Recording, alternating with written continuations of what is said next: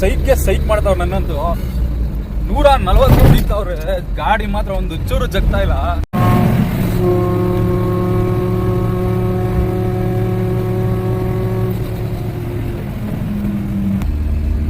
ಏನ್ ಬ್ರೋ ಈ ತರ ಹೊಡಿತೀರಾ? ಏನ್ ಮಾಡಿಫೈ ಮಾಡ್ಸಿದ್ರಾ ಹೇಳಿ? ಇದು ಬಂದ್ಬಿಟ್ಟು ಜಿಪ್ಸಿ ಬರೀ ನೋಡಕಷ್ಟೇ. 4x4 okay. Baleno engine 1.6. Baleno engine change ಮಾಡಿದ್ದೀರಾ ಇದು?